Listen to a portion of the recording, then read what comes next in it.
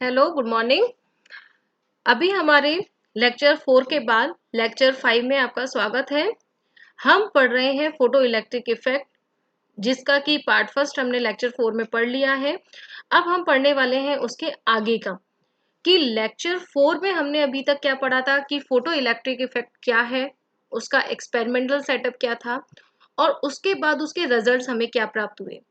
अब इस वाले वीडियो में हम क्या पढ़ेंगे कि उस एक्सपेरिमेंट को यानी फोटो इलेक्ट्रिक इफेक्ट को किस तरीके से क्लासिकल थ्योरी के अकॉर्डिंग समझाया गया, तो वो फेल हुई, कौन कौन से फैक्ट्स पर उसको फेलियर प्राप्त हुई और आइंस्टीन के द्वारा दिया हुआ जो वेव थ्योरी था, रेडिएशन लॉ था, वो किस तरीके से सक्सेसफुल रहा। ठीक है, तो उसी को कंटिन्यू करते हैं। तो फोटो इलेक्ट्रिक इफेक्ट जब स्टडी किया जा रहा था तो वहां पर एक टर्म निकल के आई, वर्क फंक्शन। अब वर्क फंक्शन क्या था कि minimum energy required for an electron to escape from a metal surface is called the work function of the metal. मतलब कि हमें पता है इलेक्ट्रॉन्स जो है किसी भी मेटल में अपने न्यूक्लियस से बंधे हुए रहते हैं। ठीक है, अगर मान लीजिए कोई एक लैटिस की बात करें, यानी एक टुकड़े की भी बात करें, तो उसमें भी क्या होगा, इलेक्ट्रॉन जो है वो उसके अंदर यानी अपने ऑल ओवर दी लैटिस में तो कहीं पर भी फ्रीली मूव कर सकता है, लेकिन उसको छोड़ करके वो बाहर नहीं, यानी फ्री मूव नहीं कर सकता, बाहर नहीं निकल सकता अपने मन से। तो उस इलेक्ट्रॉन को उस लैटिस से बाहर निकालने के लिए हमें क्या चाहिए, उसको एनर्जी देनी होती है। ठीक है, अब वो जो एनर्जी हम उसको देंगे वो कितनी जरूरी है, अपने उस बाइंडिंग एनर्जी के इक्वलेंट, कि कम से कम अपन इतनी एनर्जी तो उसको दें कि वो बाइंडिंग एनर्जी के इक्वलेंट हो, जिससे कि उसको जो वो बंधा हुआ है अपने नाभिक से उसको वो मुक्त हो सके, फ्री हो सके। तो वो जो एनर्जी है उसको हमने एक तरीके से यहाँ पर नाम दिया है वर्क फंक्शन, जिसको कि हम डिनोट कर रहे हैं फाई या डब्ल्यू से। और ऑब्वियस है कि वेव फंक्शन जो है वो वेरी करेगा अलग अलग मेटल्स के लिए, क्योंकि सबकी बाइंडिंग्स एनर्जी सेम नहीं होती है, अलग अलग होती हैं, तो जो वर्क फंक्शन है वो भी अलग अलग होगा। ठीक है, और साथ में ही जो सरफेस की कंडीशन है उस पर भी ये डिपेंड करता है। अब देखिए कि हमने पूरा एक्सपेरिमेंट पढ़ लिया, उसके रिजल्ट्स पढ़ लिए, तो हमारे पास जो ये एक्सपेरिमेंट था उसको क्लासिकल थ्योरी के अकॉर्डिंग, जो इलेक्ट्रोमैग्नेटिक वेव थ्योरी थी उसके अकॉर्डिंग जब समझाया गया, तो उसमें कुछ फैक्ट्स ऐसे थे जिन पर कि वो थ्योरी फेल हो जाती है। जैसे कि फर्स्ट हम पढ़ते हैं कि the existence of threshold frequency. अब एग्जिस्टेंस से मतलब कि थ्रेशोल्ड फ्रीक्वेंसी का जो अस्तित्व था, जो कि हमने पढ़ा, रिजल्ट में हमें मिला था। ठीक है, कि थ्रेशोल्ड फ्रीक्वेंसी से कम फ्रीक्वेंसी पर फोटो इलेक्ट्रिक इफेक्ट शो नहीं होता है। अब इसमें अपनी वेव थ्योरी किस तरीके से फेल हुई, कि according to the classical wave theory the energy carried by the light depends on the intensity. और इंटेंसिटी क्या होता है, उस फील्ड के एम्पलीट्यूड के स्क्वायर के बराबर। ठीक है, यानी कि वेव थ्योरी के अकॉर्डिंग किसी भी लाइट की जो एनर्जी है वो उसकी इंटेंसिटी पे डिपेंड करती है। ठीक है, जिसकी वजह से क्या होगा कि अगर मान लीजिए फ्रीक्वेंसी कम भी है और इंटेंसिटी ज्यादा है, तो भी इलेक्ट्रॉन्स उसमें से इमिट होने चाहिए थे। लेकिन हमारे एक्सपेरिमेंट में क्या मिला कि इंटेंसिटी नहीं, थ्रेशोल्ड फ्रीक्वेंसी के बाद हमें फोटो इलेक्ट्रिक इफेक्ट देखने को मिला। ठीक है, दूसरा हमारे पास जो फैक्ट था, एक्सपेरिमेंट्स में हमें रिजल्ट मिला था कि जो मैक्सिमम काइनेटिक एनर्जी है वो फ्रीक्वेंसी पर डिपेंड करती है। Linear dependence of maximum kinetic energy of photo electrons on the frequency of incident light, यानी कि किसी भी फोटो इलेक्ट्रॉन की काइनेटिक एनर्जी जो है वो फ्रीक्वेंसी पर डिपेंड कर रही थी ऑफ द इंसिडेंट लाइट। ठीक है, अब इसकी फेलियर किस तरीके से हुई कि इस जो ये पॉइंट था उसके लिए वेव थ्योरी के अकॉर्डिंग हमने आपको बताया जो एनर्जी है वो इंटेंसिटी पे डिपेंड कर रही है। ठीक है, फ्रीक्वेंसी पे डिपेंड नहीं कर रही है। इसका मतलब क्या होगा कि अगर इंटेंसिटी ज्यादा है तो उसकी काइनेटिक एनर्जी भी ज्यादा होनी चाहिए थी। यानी ये जो काइनेटिक एनर्जी है उसकी डिपेंडेंस इंटेंसिटी पर होनी चाहिए थी, ना कि फ्रीक्वेंसी पर, क्लासिकल थ्योरी के अकॉर्डिंग। तो हमारा जो एक्सपेरिमेंटल रिजल्ट जो मिला उसको वो नहीं समझा पाए। इसी तरीके से तीसरा जो पॉइंट था जहां पर क्लासिकल थ्योरी फेल हुई वो था कि non existence of time delay, यानी कि टाइम डिले हमें प्राप्त नहीं होता है एक्सपेरिमेंट में। जो एक्सपेरिमेंट हमने किया था उसमें हमने ये देखा था कि लाइट जैसे ही मेटल प्लेट पर गिरती है, इंसिडेंट होती है, उसके तुरंत बाद ही इलेक्ट्रॉन्स एमिशन हो जाता है। अब जो क्लासिकल थ्योरी थी वो क्या कहती है कि जो एनर्जी है वो लाइट के वेव फ्रंट में यूनिफॉर्मली क्या होती है, स्प्रेड होती है। जैसे ही वो किसी सरफेस पर आएगी, मेटल सरफेस पर टकराएगी, कंटिन्यूसली स्प्रेड होगी, और जिसकी वजह से वो जो एनर्जी है, सफिशिएंट एनर्जी, उसको इलेक्ट्रॉन को लेने में और उसको लेकर के फिर बाहर निकलने में एक टाइम जरूर लगना चाहिए। लेकिन हमारे एक्सपेरिमेंट्स में इस तरीके का कोई टाइम डिले देखने को नहीं मिला। तो ये तीन जो पॉइंट्स थे जिन पर क्लासिकल थ्योरी फेल हुई, तो उस चीज को ओवरकम करने के लिए, यानी कि उस थ्योरी को,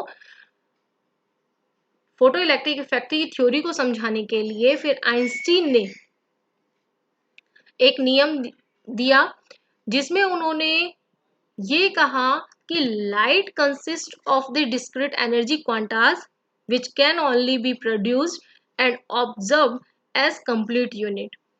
अब इसका मतलब क्या है कि जो भी लाइट, प्रकाश जो है वो ऊर्जा के छोटे छोटे क्वांटाज में विभक्त होता है, और उन्हीं यूनिट्स के फॉर्म में, यानी उन्हीं छोटे छोटे पैकेट्स के रूप में ही जो एनर्जी है वो प्रोड्यूस होती है या एब्जॉर्व होगी, यानी निकलेगी या फिर ग्रहण की जाएगी। और किसी भी फ्रीक्वेंसी पर जो उस क्वांटा की एनर्जी है वो E is equal to h mu के बराबर होगी। और ये जो क्वांटाज ऑफ लाइट है इनको उन्होंने नाम दिया फोटोन। तो यहाँ पर ये आइंस्टीन्स रेडिएशन लॉ के नाम से भी हम इसे जानते हैं। तो जो प्लांक ने, हमने जब ब्लैक बॉडी रेडिएशन पढ़ा था तो वहां पर जो प्लांक ने रेडिएशन लॉ दिया था, क्वांटम हाइपोथेसिस दिया था, उसी को ही उन्होंने, प्लांक ने वहां पर नाम दिया था इलेक्ट्रोमैग्नेटिक रेडिएशन के लिए, ऑल ओवर द रेडिएशन के लिए। लेकिन यहाँ पर आइंस्टीन ने उसको लाइट के रेफरेंस में, यानी प्रकाश के रेफरेंस में उसको डिस्क्राइब किया, इसलिए यहाँ पर जो नाम है वो प्लांक का, ना कि आइंस्टीन का आता है। फिर उसके बाद उन्होंने फोटो इलेक्ट्रिक इफेक्ट को किस तरीके से समझाया कि जब कोई मोनोक्रोमेटिक लाइट, यानी कि एक वर्णी प्रकाश जिसकी फ्रीक्वेंसी कॉमन होती है, किसी मेटल सरफेस पर आता है, तो ये जो फोटोन है, छोटे छोटे जो एनर्जी फोटोन्स हैं, वो उस मेटल सरफेस पर गिरते हैं, और मेटल सरफेस पर गिरने के बाद वो कोलाइड करते हैं और अपनी जो एनर्जी है वो इलेक्ट्रॉन्स को दे देते हैं। अगर फोटोन की एनर्जी वर्क फंक्शन से ज्यादा है तभी इलेक्ट्रॉन जो है वो मेटल सरफेस से बाहर आ पाएगा।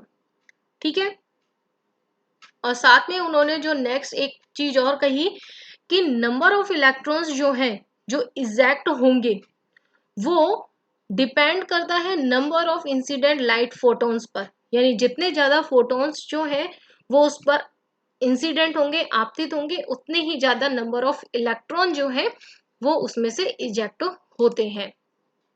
ठीक है, अब उनकी जो इस नियम के आधार पर इक्वेशन दी गई जिसको कि आइंस्टीन्स फोटो इलेक्ट्रिक इक्वेशन के नाम से हम जानते हैं, इसमें इन्होंने क्या कहा कि जो काइनेटिक एनर्जी है वो किसके बराबर होगी, अगर मान लीजिए म्यू फ्रीक्वेंसी का कोई प्रकाश आपतित हो रहा है तो इमिट होने वाले इलेक्ट्रॉन्स, फोटो इलेक्ट्रॉन्स की जो काइनेटिक एनर्जी है वो इस इक्वेशन को फॉलो करेगी कि K maximum is equal to h mu incident energy है, ये पूरा मिलकर के इंसिडेंट एनर्जी बना रहा है, माइनस वर्क फंक्शन जो उसको मिनिमम रिक्वायर्ड है।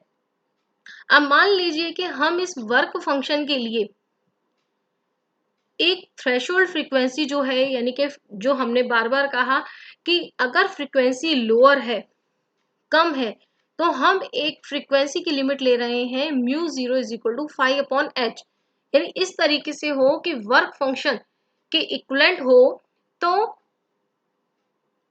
जिससे कम फ्रीक्वेंसी पर फोटो इलेक्ट्रिक इफेक्ट शो नहीं होगा, तो हमारे पास वर्क फंक्शन के लिए जो कंडीशन आ जाती है वो ये है कि phi is equal to h mu 0।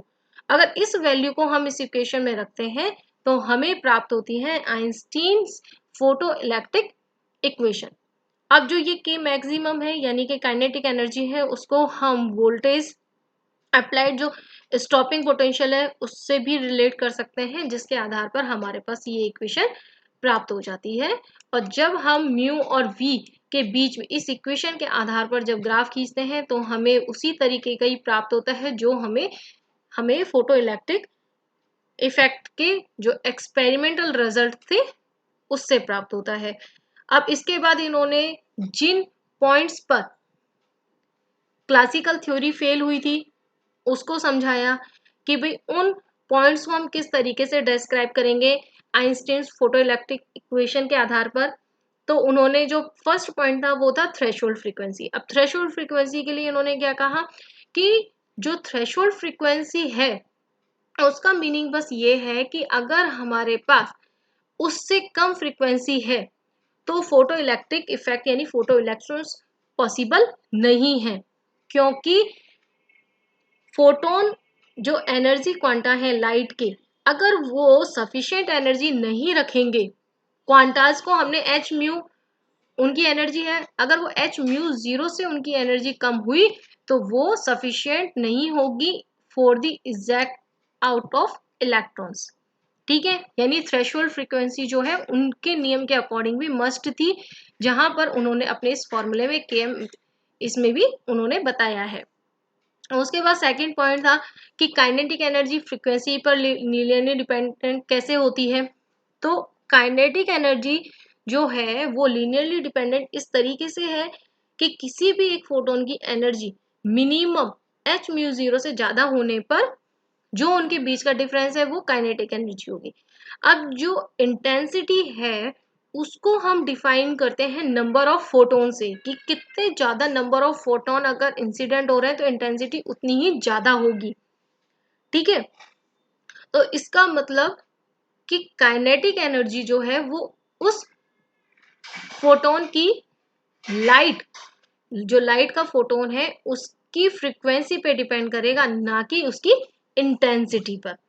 और जो थर्ड पॉइंट था उसका टाइम डिले का, कि टाइम डिले के लिए हमारे पास जो हम बार बार कह रहे हैं कि फोटोन है, फोटोन आएगा, इलेक्ट्रॉन से कोलाइड करेगा और अपनी एनर्जी उसको ट्रांसफर करके तुरंत इलेक्ट्रॉन इमिट हो जाएगा। तो जो आइंस्टीन का फोटो इलेक्ट्रिक इफेक्ट था उसके अकॉर्डिंग जो एनर्जी है वो उन फोटोन्स में कंसंट्रेट होती है, ना कि स्प्रेड आउट होती है all over the wave front. और जिसकी वजह से वो कंसंट्रेट होती है, एक फोटोन एक इलेक्ट्रॉन से कोलाइड किया, बाहर निकल गया, तो इस प्रोसेस में कोई भी टाइम डिले हमें प्राप्त नहीं होता है। सो अब जो तीनों ही पॉइंट्स थे उनको हमने इस आधार पे बहुत अच्छे से समझा दिया। तो अब इन दोनों लेक्चर्स को मिलाकर के आपका ये टॉपिक कंप्लीट हो जाता है। तो मैं जब भी आपको असाइनमेंट दूंगी तो आप इन दोनों से मिलाकर अपने उस असाइनमेंट को पूरा करें। बहुत ही इंटरेस्टिंग टॉपिक है, आपको पढ़ने में मजा आएगा। एक बार अपने सेल्फ स्टडी जरूर करें इसको पढ़ने की। Thank you.